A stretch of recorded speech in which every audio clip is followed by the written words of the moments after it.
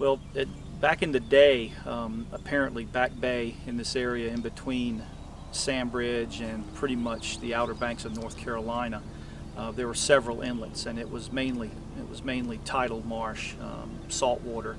And you can tell that by when you go out in some of these little islands out here, you'll see just gigantic oyster shells. And of course now this water is brackish and fresh, and it's not as salty, even though we do have saltwater intrusion and do catch striped bass and flounder up here once in a while. But for the most part, it's mainly freshwater fish.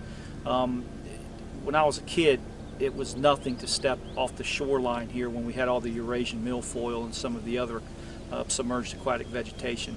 And a 30 or 40, 50 bass day was not uncommon. And it was with really kind of crude artificial lures. You know, you had a Johnson silver spoon, you had a devil's horse, you had maybe a rubber worm, and then we went to, a lot of guys started using fly rods and stuff like that, and the fly rod fishing seemed to be what everybody on Back Bay enjoyed doing the most. You know, who doesn't like a topwater bait? You know, getting busted by a bass. This was, I guess, the heyday. Like I said, I was born in '64, and I guess the bay was really in its heyday then as far as bass fishing, coming up into the 70s. So the late 50s to the early 70s, and that includes Knots Island, North Carolina. Currituck Sound had just as many bass as Back Bay did. They had a little bit more shallower water, some grass beds like Back Bay, and they caught pretty much the same amount of bass. But up here, Back Bay had a lot of citations, and I think at one time it had the most citation largemouth bass in the country for several years. This is where you would catch them. For whatever reason, that when the grass died out here, the aquatic vegetation, you know, it doesn't take a genius to figure out that once your grass dies, then your invertebrates leave, your minnows leave, your crabs leave, everything leaves. There's nothing for the bigger fish to prey on. And not only that, what we didn't really anticipate was the suspended sediment in the water column. And what that did was, when the grass went away, the wave action picked up and it just beat the shoreline to death. And you had cloudy water, so you couldn't have any photosynthesis taking place. That kept the grass growing, which allowed the invertebrates to hang out, which allowed the small minnows and things like that to survive, and kept the big bass. That's kind of when it all fell to pieces. And it depends on who you talk to. You know, what the cause of that was. Some people say it was farming practices. Some of the insecticides and herbicides that the farmers used were pretty intrusive. It came in and kind of wiped out a lot of the grass when it got flushed into the bay. Some people say that it was the sewer systems in the local area, Sandbridge. There's a housing development, beach community along, just east of here, and once they dug the canals for that, that kind of added to the problem, and they dumped their sewage right into the bay. There was also some hog farms around the area that dumped a lot of, for lack of their description, all the raw sewage and the hog poop got flushed into the bay, had huge algae blooms, a lot of nitrogen, so that wasn't helping. All that combined pretty much killed the grass out here. It wasn't one particular thing, but it was a combination of things. So fast forward about 25 years, you have an organization called the Back Bay Restoration Foundation, kind of in conjunction with the Back Bay National Wildlife Refuge and Department of Environmental Quality, Virginia Department of Environmental Quality, and some other organizations, and they kind of got together and said, hey, we got to do something about Back Bay. So they started keeping their eye on a lot of things. Farming practices changed. Back Bay National Wildlife Refuge bought a lot of the land that was circled around Back Bay, kind of created a buffer, a best management practice miles deep inland, and this kept the runoff from getting to the bay. A lot of it was caught inside. So that allowed some of the shallow areas to start developing grass and growing grass. In my opinion, two of the biggest things that happened was Sandbridge got put on city sewer, and also they built a weir in Lake Tecumseh, which is just south of Dam Neck Naval Base. that was probably in my opinion, probably the biggest thing that they did to help the bay, because before that lake would flush out, and it would flush out nothing but mud and silt and trash, and it would cloud up the water column, so you weren't getting any photosynthesis and letting the SAV grow. When they did that, when they put the weir in, it kept that lake at a constant level, and the only thing that flushed out of the creek was rainwater, clear, pure rainwater, which was perfect for what this bay needed. Once they started doing that, the grass has been coming back, I'm guessing, for the last 10 years, I'm thinking. Some years are better than others.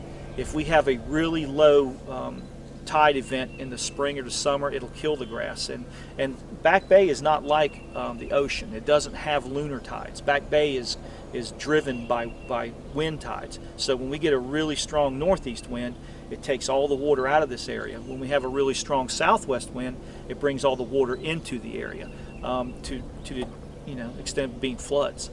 We don't get lunar tides here. It doesn't. You won't even notice it. High tide in the ocean, low tide in the ocean, you won't even see it here in Back Bay. But if you get a really, really low tide in the spring when this SAV is trying to grow, the sun will kill it. It's just like not being able to water your plant. It needs to be suspended in the column. So there's a couple of things. It's very, very touchy. You have a lot of things each year that play a factor. If we have a real rough spring, a lot of southeast winds, and it clouds up the water column, that could hurt the SAV growth. We've been pretty lucky lately. Like right now, we had some really bad flooding about 2 weeks ago here, where the water was up over top of everything, and now if you look at the water, it's almost like iced tea, which is exactly what we want. It's kind of tannic up at this end of the bay. Farther south you go, we've got the water's a little bit more brine. It's got a little bit more salt in it. I think up at this end of the bay, one of the high counts of salt is probably about 4 parts per thousand, and you probably have to talk to one of the biologists or somebody at DEQ to get the right number on that. But the bass don't have any problem living in it. The problem is spawning. You almost have to have no salt for a largemouth bass to be able to, the eggs to be able to develop and hatch. But anyway, the bass fishing is picking up. In the last 10 or 12 years, I'm thinking, is when it's really starting to come back. About 4 or 5 years ago, it was about as good as I've seen it. I was a young kid in the heyday. I used to, right where I live now is my great-grandparents' house, and I used to literally step overboard and the water would be up to my chest, and I'd be walking along just throwing I had a Zebco 303, and I had a rubber worm, weedless rubber worm with number 4/0 weedless hook, and just walk along these shorelines and just catch these bass, almost one cast after another. And of course you don't see that now, but it could come back like that. Now you kind of have to go and find where the grass beds are or where the structure is and look for them there. But I find myself kind of chuckling every once in a while, looking out over this bay going, hey, I think we're finally starting to see the bass and the ducks and stuff like that coming back the way it was when I was a little kid. So I'll be one of those old guys telling all these young guys later on, you should have seen it back when I was a kid. Well, I'll be able to say it both. I'll be able to say, you should have seen it when I was a kid and when I was an older guy. And very fortunate, and my girls and my grandkid, and they're really going to, hopefully they'll be able to appreciate where they live. It's a very neat place. People have been living here for thousands and thousands of years. We find Indian artifacts, along the shoreline, and when the tide goes down, and you can see where the colonials have been here. I mean, this farm was, had been inhabited by the colonials from day one. We find old colonial pipe stems and old flintlock, flints from muskets and things like that out here. Old clay marbles. We find old ceramic pieces of doll. On the farm, of course, the main part where we used to find all that, my dad has cattle running on that now, so we haven't been able to find stuff in 12 or 15 years. But when the tides are right and when we disc up a field out here, we'll walk around and find artifacts and stuff like that. So it's kind of like it's a playground for me. I can find arrowheads, and I can go hunting, I can go fishing, I can go trapping. I don't have to just work and kind of have a dull life. I can kind of do exactly what I did when I was a little kid, which is pretty freaking good. I think what makes Back Bay special is the tradition and the heritage. I don't think it has a lot to do with people out here motoring around on the weekends, on inner tubes and stuff like that. I think the history on this bay speaks to itself. People have been here a long time. We find big piles of ballast stones out here in Back Bay. Now those were only for sailing ships, so they've been coming up in here a long time, and we found, I mean, like I said, we find a lot of Indian artifacts and things like that. I think there's a reason people have been at this end of the bay for as long as they have, is because it kept them alive.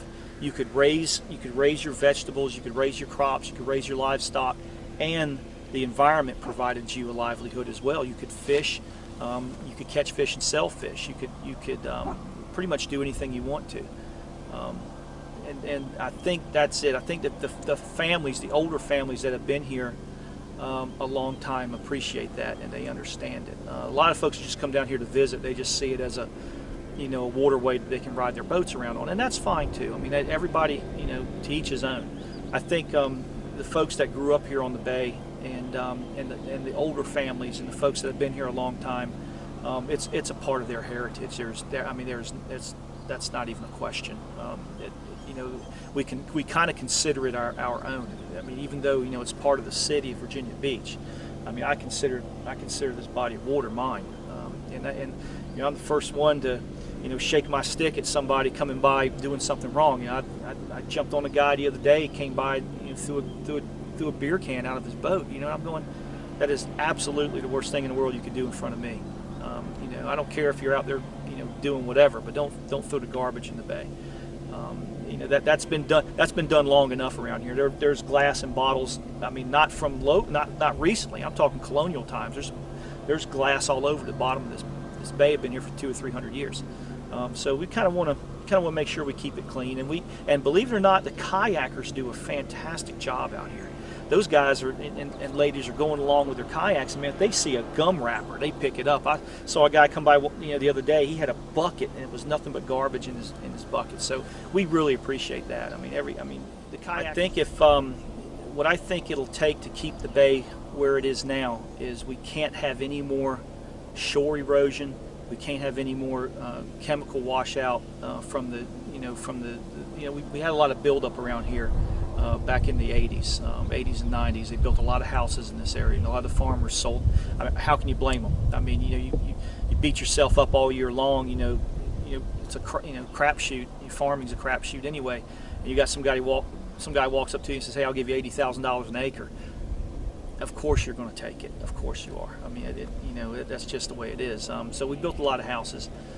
It's to keep all of that runoff from coming into the bay, and it's to keep the shore erosion down. So if people do best management practices where they let natural vegetation grow up on the edge of their shoreline, keep the topsoil from washing out. Right now, Back Bay has pretty much washed down to the clay and the sand.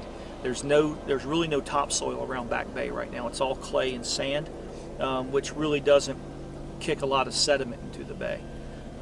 All the sediment now is on the bottom, so I don't know if that's going to be here forever. I don't know if that's going to, when the bay does flush on a north wind, if that's going to go out down south. I don't know. I mean, it's not a year-to-year thing. This is a decade-to-decade thing, in my opinion.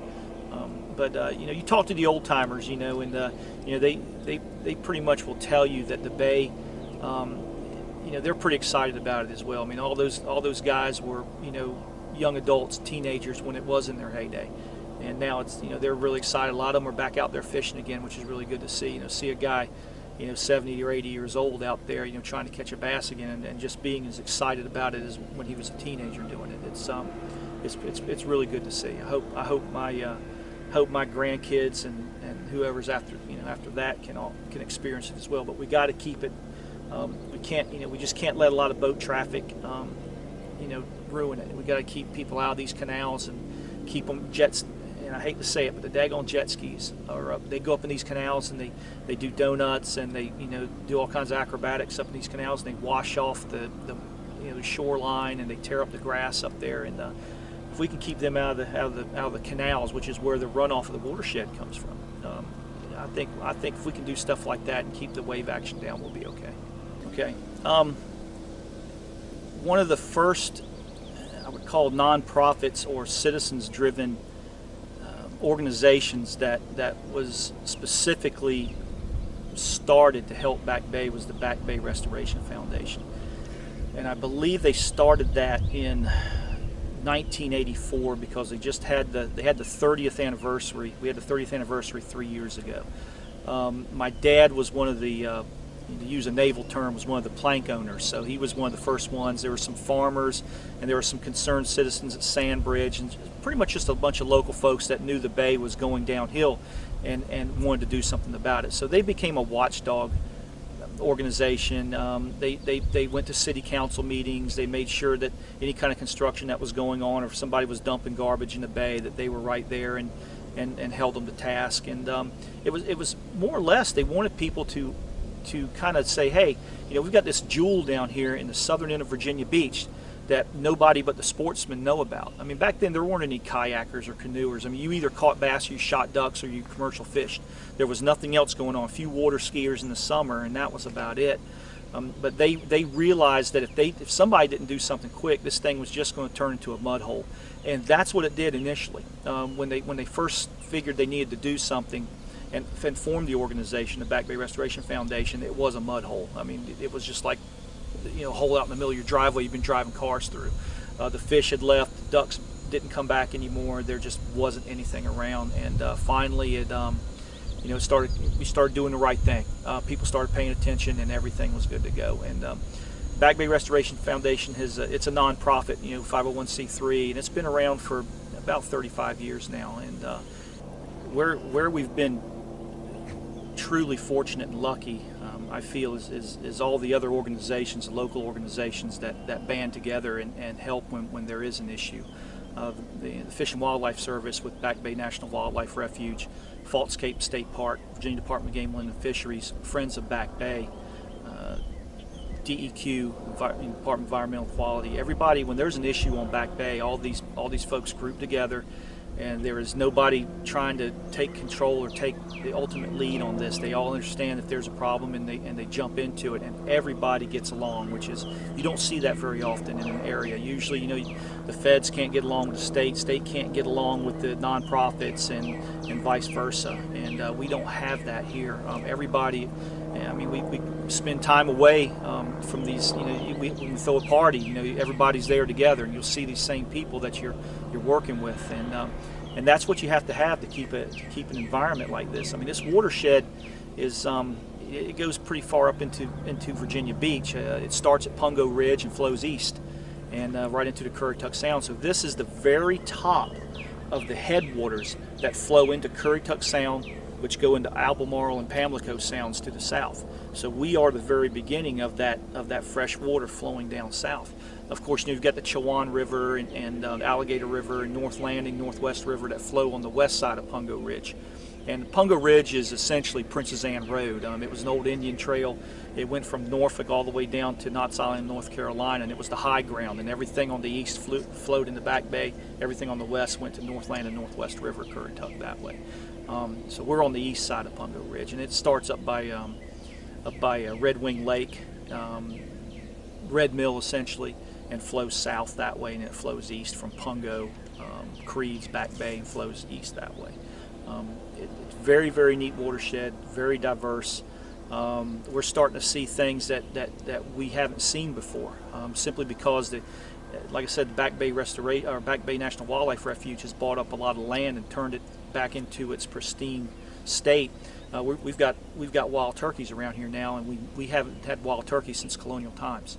We've got groundhogs, deer. There was a bear seen out here last year. There's a couple bears down south of us in Creeds and Back Bay. When you start seeing stuff like that happen, you know that the environment is being taken care of, and we just got to maintain that and let it keep going. I talked to some people a few years ago, and how did I know the bay was coming back? And it's when I started seeing muskrats again.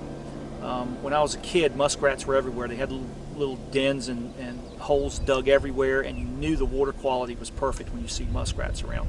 And then when the bay died, so did the muskrats. They left. They just died out and left because they didn't have anything to eat. The vegetation wasn't there for them. When I started seeing muskrats in the bay again, dragging cattails across the creeks and building their dens and building their beds, I said, hey, this is a good sign. And you started catching more bass, healthy bass, a lot of perch, A lot of bluegill. Starting to see bluegill, starting to see warmouth, starting to see flyers. And my grandson actually caught a shell cracker the other day, which is a fish that lives west of here, like out up in the mountains. And he caught one out here the other day, which is really, really neat. So the environment's changing a little bit out here, but I think it's changing for the better. It's changing back to where, we really don't know what's going to happen. I mean, we could start getting herring back up in here again. We don't know, but the bass are definitely coming back. And we've been catching them right along. They're not any great big giant ones. I haven't seen any reports of any 8 or 9 pounders, although I know they're out here. A really big one out here now is 6 or 7 pounds. But mainly a good, you catch a 3-pound bass, 4-pound bass, I'll take that every day. Every day. I mean, that's a heck of a fish to fight, and they're really nice. So we're seeing it, and very, very optimistic about the health of the bay. I would love to be able to get out with a fly rod again and fish some of these shorelines and some of these grass beds with a yellow popper and just watch that bass hammer it, But for now, what we got to do is kind of fish the weed beds and fish along the structure and catch them that way. So hopefully in the next few years, we'll see it recover where it can really hold itself. We'll get those big beds and matted grass beds of Eurasian milfoil out here. That's what we need. We need stuff like that. So anyway, that's what we're looking for. Very, very optimistic about the bay's future.